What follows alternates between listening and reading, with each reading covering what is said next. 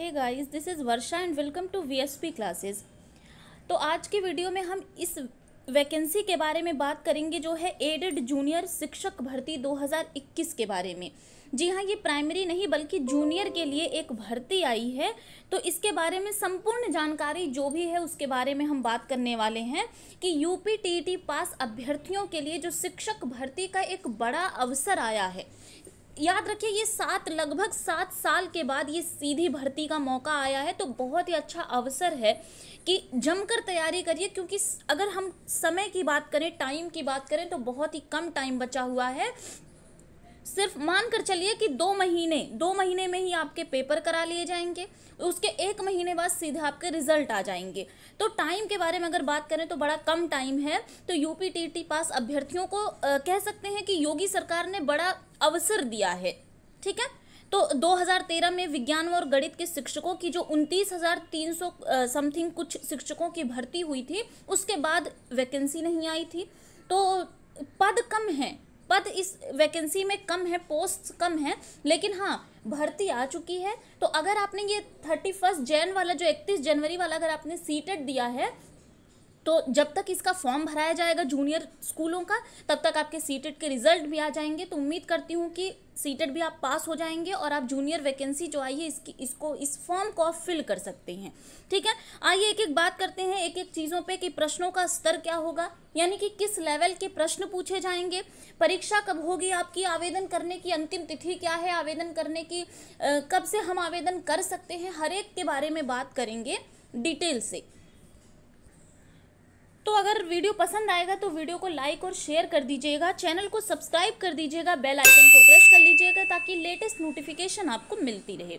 देखिए, सबसे पहले बात करते हैं कि कितने पद हैं, यानी इस भर्ती के लिए कितने पद हैं शिक्षकों के लिए, ये इस पर हम बात करेंगे।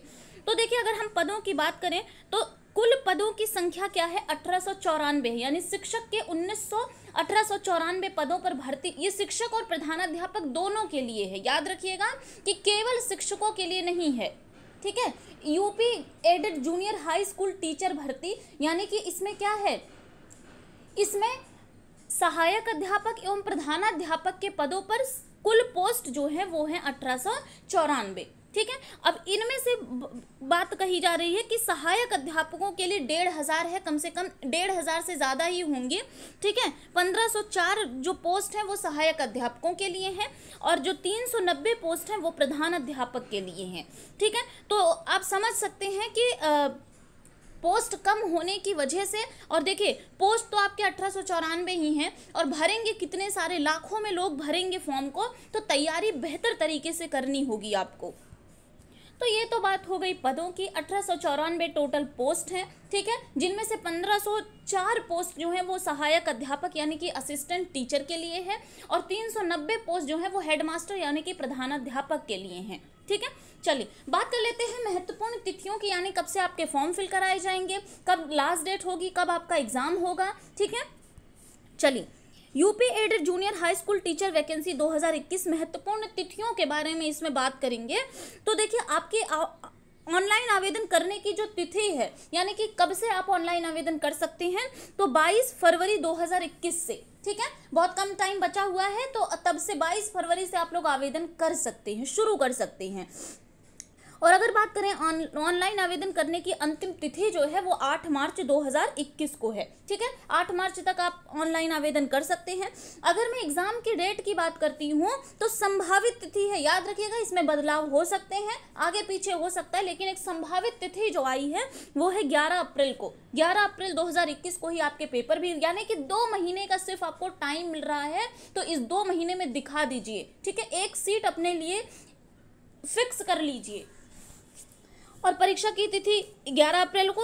और देखिए कितनी अच्छी बात है कि भर्ती परीक्षा का परिणाम जारी होने की तिथि भी अनाउंस कर दी गई है। 11 मई को आपका रिजल्ट भी जारी हो जाएगा, तो यानी 1 महीने के बाद ही आपके रिजल्ट भी जारी हो जाएंगे। हालांकि संभावित तिथि इसमें बदलाव भी हो सकते हैं, लेकिन आपको इसी को ध्यान में रखकर चलना है कि 1 महीने बाद आपका रिजल्ट आ जाएगा, 2 महीने फॉर्म भराने के 2 महीने बाद ही आपका पेपर हो जाएगा। ठीक है, इसमें मैं एक और बात बता दूं कि 60 दिन हैं आपके पास टोटल। अगर मैं दिनों की बात करूं तो 60 दिन बचे होंगे। ठीक है, और जो प्रधानाध्यापक और टीचर दोनों पदों के लिए एक साथ अप्लाई भी कर सकते हैं। अगर आप चाहते हैं कि आप दोनों पदों के लिए कर सकते हैं और अप्लाई तो कर सकते हैं। तो मानकर चलिए कि कंपटीशन जो होगा वो अच्छा वाला होगा, बिकॉज वैकेंसी कम है। आप देख पा रहे होंगे 1894 टोटल वैकेंसी है, ठीक है। अगर आपने 31 जनवरी वाला सीटेट क्लियर कर लिया होगा तो आप भी अप्लाई कर सकते हैं। अगर हम नेगेटिव मार्किंग की बात करें तो नो नेगेटिव मार्किंग, ठीक है। कुल 2 पेपर होंगे, ठीक है, और दोनों कैसे होंगे, एमसीक्यूज होंगे यानी कि ऑब्जेक्टिव होंगे। चलिए आगे बात कर लेते हैं हम आवेदन शुल्क की कर लेंगे, यानी कि फीस की कर लेंगे, कितनी लगेगी। तो सामान्य और ओबीसी के लिए 750 रुपए लगेंगे और एससी और एसटी के लिए 450 रुपए रखी गई है आवेदन शुल्क, ठीक है। चलिए आगे जो सबसे बड़ा पॉइंट है वो है एग्जाम पैटर्न। एग्जाम पैटर्न कैसे होगा, क्या होगा, यानी कि क्या क्या क्वेश्चन पूछे जाएंगे, कैसे पूछे जाएंगे। तो देखिए एग्जाम आपका ऑनलाइन होगा। मैंने बताया कि एमसीक्यूज होंगे, यानी कि वस्तुनिष्ठ प्रकार के प्रश्न होंगे, ठीक है। प्रश्न कई प्रकार के विकल्प यानी एमसीक्यूज के रूप में होंगे। परीक्षा ओएमआर सीट पर होगी और 2 पेपर होंगे आपके। इसमें 2 पेपर होंगे।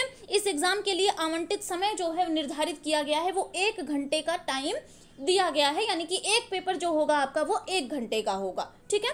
चलिए आगे बात करते हैं कि 2 पेपर मैंने बताया आपको। तो एक पेपर जो पहला पेपर होगा वो सामान्य ज्ञान का होगा, जो कि 50 नंबर का होगा, ठीक है। 50 नंबर का सामान्य ज्ञान होगा, यानी कि ये ऐसा पेपर होगा जो सभी के लिए अनिवार्य है, ठीक है, सभी के लिए अनिवार्य है। इसमें आपके सामान्य ज्ञान में रीजनिंग पूछी जाएगी, जीए पूछा जाएगा यानी जनरल अवेयरनेस पूछा जाएगा, और सीए पूछा जाएगा यानी कि करंट अफेयर्स पूछा जाएगा, ठीक है। ये तो एक फर्स्ट पेपर की बात हो गई जो सबके लिए है, ठीक है, ये सबको देना है। और दूसरा जो सेकंड पेपर की बात करते हैं तो इसमें 3 खंड बना दिए गए हैं, खंड का, खंड खा और खंड गा। तो देखिए जो लैंग्वेज जिसने लिया है, बीए, बीएससी, किसी में भी फाइनल ईयर में अगर जिसने लैंग्वेज लिया है तो यहाँ लैंग्वेज आप अपना चूज कर सकते हैं, हिंदी, इंग्लिश और संस्कृत, ठीक है। तो आप कोई सा भी आप भाषा चुन सकते हैं इसके लिए। तो ये आपका कितने नंबर का होगा, ये आपका 100 नंबर का होगा, ठीक है। 50 नंबर सबके लिए है, यानी कि सामान्य ज्ञान जिसमें आएगा। और अगर आपने भाषा लिया है तो आपको 100 नंबर की आपकी लैंग्वेज आएगी, और यही आपको नंबर भी दिला सकती है, क्योंकि अगर आपने लैंग्वेज लिया है तो किसी एक लैंग्वेज पे आपकी कमांड अच्छी होगी, ठीक है। खंड खा के लिए है सामाजिक अध्ययन। सामाजिक अध्ययन में क्या होगा, सामान्य अध्ययन यानी कि जीएस, किसी एक को चुनना होगा। तो यहाँ पे देखिए सबसे बड़ी बात क्या होगी कि यहाँ पे कॉम्बिनेशन का कोई इशू नहीं है, ठीक है। कॉम्बिनेशन नहीं बनाना है कि हाँ हिंदी संस्कृत होना चाहिए, संस्कृत अंग्रेजी होना चाहिए, ऐसा कुछ नहीं है। तो सामान्य अध्ययन के लिए यहाँ भी 100 नंबर फिक्स कर दिए गए हैं। और विज्ञान और गणित के लिए या तो आप विज्ञान और गणित अगर खंड गा चुनते हैं तो भी आपके 100 नंबर, ठीक है। यानी कि फर्स्ट पेपर जो होगा वो 50 नंबर का होगा, जिसमें सामान्य ज्ञान आएगा जो सभी के लिए होगा। और सेकंड पेपर आपके 3 खंडों में बांट दिए गए हैं। पहले में आपको भाषा चुननी होगी, या तो आप हिंदी चुनिए या संस्कृत चुनिए या फिर अंग्रेजी चुनिए। खंड खा में सामाजिक अध्ययन वाले बच्चे होंगे जिनका 100 नंबर का क्वेश्चन पूछा जाएगा, और खंड गा में विज्ञान और गणित के बच्चे होंगे, यानी कि जो साइंस साइड वाले बच्चे होते हैं वो इसमें आएंगे।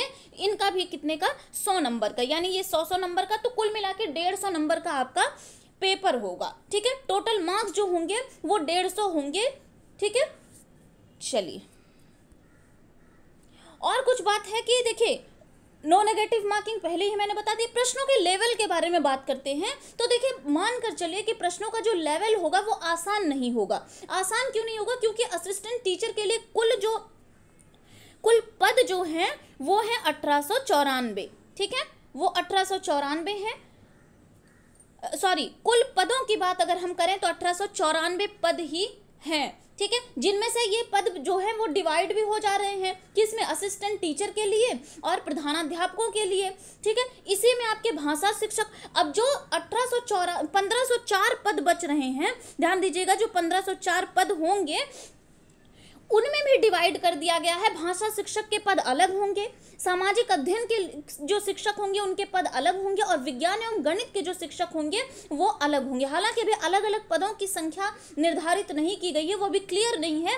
तो 18 तारीख को आपको जो बाकी चीज़ें जानकारी आपको चाहिए वो 18 तारीख को में भी मिल सकता है, ठीक है। तो देखिए लेवल जो होगा वो आसान नहीं होगा, यानी कि अच्छे क्वेश्चन पूछे जाएंगे, अच्छे लेवल के क्वेश्चन पूछे जाएंगे, और तैयारी आपको जमकर करनी होगी। 2 महीना सिर्फ आपके पास है, तो अभी से जुट जाइए तैयारी में।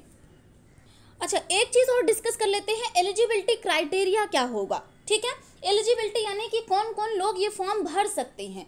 तो देखिए, सबसे पहले आपको ग्रेजुएशन होना पड़ेगा। आपने ग्रेजुएशन किया हुआ, आपने बीए, बीएससी या फिर बीकॉम किया है। ठीक है, उसके 50% के साथ। उसके बाद आपके पास बीएड, डीएलएड, बीटीसी, बीएलएड यानी कि किसी भी डिग्री या एक डिप्लोमा होनी चाहिए आपके पास। ठीक है, उसके साथ ही साथ आपको जूनियर टेट पास करना होगा। ठीक है, अगर आपने जूनियर टेट पास किया हुआ है इसके साथ, या फिर सीटेट, याद रखिएगा जूनियर टेट इसमें चलेगा और जूनियर सीटेट चलेगा। फर्स्ट पेपर का इसमें मान्यता इसको नहीं मिलने वाली है। ठीक है, या तो आपके पास जूनियर टेट का सर्टिफिकेट होगा या तो जूनियर सीटेट का सर्टिफिकेट होगा, और साथ में आपने ग्रेजुएशन के बाद बीएड, बीटीसी, बीएलएड या फिर डीएलएड किया होगा। ठीक है, और याद रखिएगा जो अपीयरिंग में है वो नहीं भर सकते इस फॉर्म को। ठीक है, क्योंकि ये कोई एलिजिबिलिटी टेस्ट नहीं है, सीधा आपको नौकरी दिलाएगा। तो जिनका कोर्स पूरा हो गया है, जिनके हाथ में डिग्री या डिप्लोमा आ गई है, वही लोग इस फॉर्म को फिल कर सकते हैं। क्लियर हो गई बात? तो उम्मीद करती हूँ कि आपको वीडियो पसंद आया होगा। अगर वीडियो पसंद आया होगा तो लाइक और शेयर कर दीजिएगा, चैनल को सब्सक्राइब कर दीजिएगा, बेल आइकन को प्रेस कर लीजिएगा ताकि लेटेस्ट नोटिफिकेशन आपको मिलती रहे। Thank you.